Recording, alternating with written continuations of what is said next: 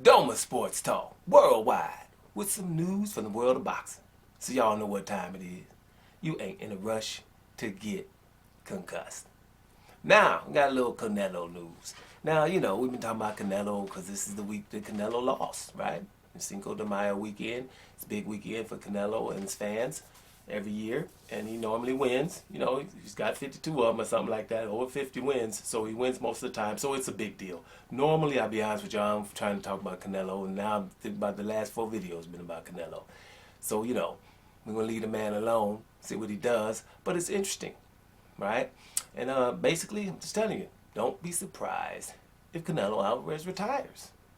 I know it'll be, a little bit of a surprise, but I wouldn't be so surprised. Let's make sure it's clear. One, so I got about 10 reasons for this, and one of them is just an honorable mention.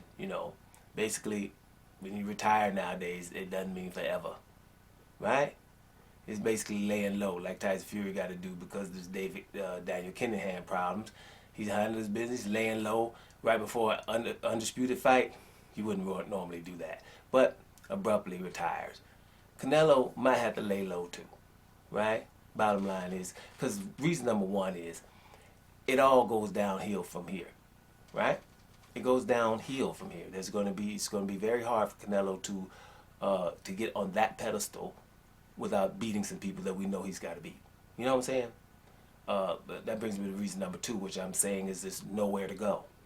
There's basically, there's nowhere to really go if you're going to be messing around right now, if you're going to do something, right? If you go back down to 168, we've talked about who you got to fight.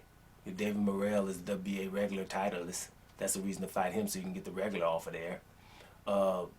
David Benavidez is the lineal champ, which people should, and he's actually the WBC champ. They just took it from him and gave it to Canelo. Canelo's never fought for the WBC title, so that's a big fight for the real WBC and the lineage. Canelo's undisputed, but that lineal is out there. So, David Benavidez, right? They can't go there, And we talk about the 175-pound division. Who you gonna take that Joe Smith better be a winner up there? He ain't gonna fight Gilberto Ramirez.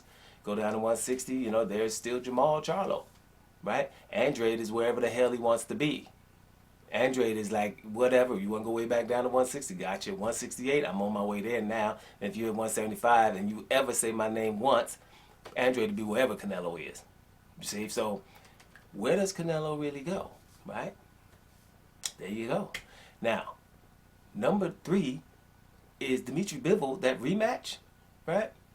Dimitri Bivol has even offered to come from 175 for those who saying he's too big and meet Canelo at 168. Which, if he does so, he better be compensated. I'm pretty sure that's his stipulation. You better compensate me. And that's to demoralize and put Canelo out of his misery, because that would leave no excuses, right? So that's really not really good news, because Canelo can stay at 175 and have that excuse if he loses to Bivol. And by the way, losing to one opponent is not that bad, right? Not that bad. It brings me to number 4. And here's a big one. Number 4 is, the narrative of Canelo being the very best and one of the best ever and all of those things. That's a hard sell now. It's a hard sell. Really. Obviously have to pump your brakes. You can, you would be convincingly. Size, it's not like you're being pushed around. Canelo came forward. Had a lot to do with skill, right? Similar to Mikey Garcia going up there messing with Errol Spence. Spence was, bigger, but Spence also showed some skill in beating Mike Garcia and make sure he didn't have nothing to say after the fight. And that's similar to what happened to Canelo. Now, brings me to number 5. Now, just get on my damn nerves. Everybody act like Demetrius Andrade don't exist. Even when people try to say, well, Canelo needs to fight David Benavidez. I keep hearing. Right? Canelo needs to fight, Jamal Charlo. I keep hearing. Demetrius Andrade is the one he's scared of the most. Stop acting like Demetrius Andrade wasn't at 154 and he was, Canelo had to fight him. He was the champion. And all this other stuff about Canelo wants to go get champions, right? This is what they're going with. Canelo fought 12 champions in the last 14 fights. Well, this champion has been champion since 2013. Why wouldn't you want that one? And in the meantime, you could have fought this champion for undisputed. I'll keep saying it over and over. I don't give a damn. Undisputed at the middleweight division. Just this champion, right?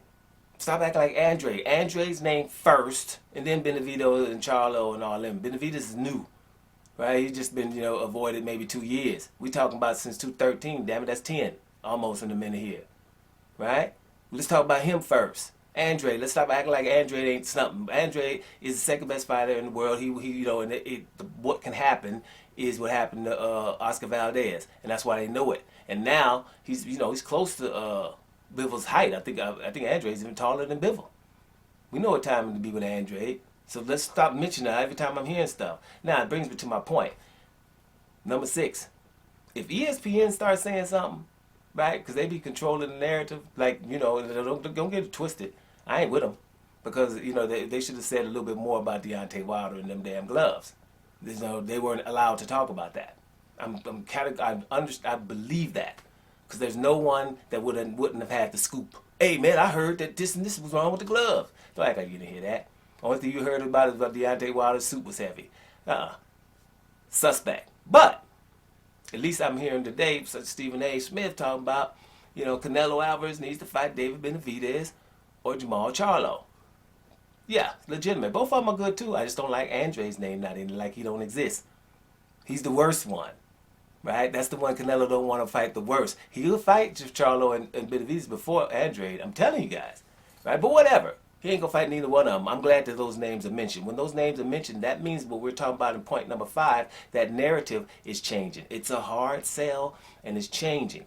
People will realize why Canelo has been coddled and protected, and it's just out there now. It's pretty hard to, to explain away. And it brings me to point number 7, what I always say. Y'all hear me all the time. Being thoroughly outboxed and dominated over 12 rounds is worse than getting knocked out. It just is for a boxer. You talk to them, they'll tell you. When you get dominated over 12 rounds, it's hard to come up with something. What the hell are you going to say? If you get knocked the hell out, hey, you slept for a second, you missed it, you made a mistake, you're going to come back and whatever. People being dominated over 12 rounds, I haven't checked it, but I'm pretty sure it's hard for people to be dominated over 12 rounds to come back and win a rematch. You know what I'm saying? You probably got lucky and knocked the person out, but dominated over 12 rounds means I'm better than you. That's what that means, unfortunately. Getting knocked out is lucky punch, close his eyes when he threw it. You could say, like, for example, when Danny Garcia closed his eyes and hit Amir Khan with the left hook. People that don't know Danny Garcia could say, hey, he got lucky. He closed his eyes and hit him with the left hook. Until you get to know Danny Garcia and know everybody don't walk up on that man, you're going to get hit with a left hook. The eyes closed or not. But you got, if anybody, if you don't know, that's what you're going to think, right? But, yeah, so he got outboxed, right, over 12 rounds. That's worse than a KO. That's hard to explain away, guys. Now, let me just say something. And I'm going to put it in point 7.5 to 8. Canelo don't want any damn fights. And his fans don't want him to fight anybody. I guarantee you a Canelo fan doesn't know what they want Canelo to fight. Maybe go past 175 to go up again and try to still fight Makabu. Right? Because I don't think they want him to fight. Let's just mention some names. If he's 175, do they really want him to rematch Bivol? Really? I don't think so. Do you really think they want him to fight Beterbiev after Beterbiev beats Joe Smith? Right? 20-0 with 20 KOs. Do you think they're going to want him to fight him at 175? Do you think they want to fight the all-Mexican fight, which they should have happened already, when Gilberto Ramirez was at 168? Relinquishes his title, goes to 175, and he's awesome, about 6'1", 6'2". Canelo ain't going to fight no more Mexicans, he says, but what he means by that is this guy, Gilberto Ramirez, and David Benavidez. That's what he means. But the point is, you going to fight either one of those three? So at 175? Probably not. The people probably don't want you to. Now you go to 168. You going to fight Benavidez? You going to fight David Benavidez? You going to fight Demetrius Andrade? You going to fight David Morrell? How many people is that? 1, 2, 3, 4, 5, 6. And if you go to 160, which I know he ain't going to do, or 168, you can call him up, but 160 is Jamal Charlo. We know those fights aren't happening. So there's really nowhere to go, man. You know, he don't want none of those fights. His fans don't want none of those fights. So, like I think, you know, Bivol, and ask Bivol to come down to 168. That's probably one of the best fights, except for these next two that come up. Number 8, I think he probably going to revisit that Errol Spence offer. Because if Errol Spence, the unfortunate part is Errol Spence would have to come out of that Terrence Crawford fight, right? Which is going to be hard enough. But let's just say Errol Spence comes out of that fight and they meet at a catchweight of 164. That's something that Canelo probably would do, because you're not, Errol Spence is not a back foot fighter, right? And he's smaller than Canelo, right? That's something that Canelo could possibly want to do. Probably revisit that Errol Spence, and it would be a big deal, especially if Errol Spence beats Terrence Crawford. It'll be a big deal. Maybe Canelo might want to get in between that Errol Spence Terrence Crawford before that happens to do. But I'm just saying, I think he probably will revisit that at 164 catchweight deal with Errol Spence. That might be something he could do, right? You know, but I think he could retire now, like Deontay Wilder and Tyson Fury. We're at number 9 now. Retire now, like Deontay Wilder, basically. Tyson Fury, you can come back and, you know, fight somebody that people don't care about. You retire right now, the legacy's intact. People are going to always talk about the champions he fought, not about the people he didn't fight. Then also, you know, he's been pound for pound. He was the face of boxing. All those things that they just awarded him. You could talk about him before, you know, if he keeps fighting, things are going to get exposed, because, you know, we already know he's lost fights that he's never, you know, that he shouldn't have won, right? We don't have to keep mentioning him in every damn video. We know that. So this one, he was just beat by so far, they couldn't take it. They tried, but it would have really been a scandal if they would have done that. So he couldn't get away with that. But if he retires, stays gone, you know, Canelo's retiring, you know, 12 months. Miss the Cinco de Mayo, miss September, then come back on the next Cinco de Mayo and fights Jake Paul. That's number 10. Then that makes a little sense there. Those are the kind of fights that I'm thinking he's going to get into, unfortunately. Because if he stays in boxing and fights anywhere from 160 to 175, people are going to want him to fight certain people, and these certain people are awesome fighters. Every one of us. Bivol, what is he? He's awesome now. Don't you agree now? Better be of 19-0 with 19 KOs. Don't you think that's a monster? Gilberto Ramirez, do we even have to talk about it? Southpaw, aggressive, tall, bad as hell, still undefeated. You want that? Demetrius Andrade is the baddest one out of all of them. And ain't nobody fighting that, okay? So we ain't even talk about Demetrius Andrade no more. That's boxing royalty. Dave Benavidez is tall, bad, fast hands, and some power. Canelo ain't want none of that. Dave Morrell, ooh, he's the only one that I think, you know, could push up on the I'm the baddest one out of all of them with Demetrius Andrade. Southpaw, bad, Cuban dude, right? I'm just giving Andrade because Andrade been there for so long, man. I ain't gonna try to even do that. But, and then Jamal Charlo is the one he better fight. Jamal Charlo's probably one of the guys that's, and I would hate to say this how bad these dudes are on this list. I would say Jamal Charlo's probably at the bottom of it, right? And that's saying something, because Jamal Charlo ain't no joke when he's motivated. He just ain't been. He's trying to get Canelo, man. You know, I can't get motivated for every damn body, right? Jamal Charlo, when he's motivated, that's a monster.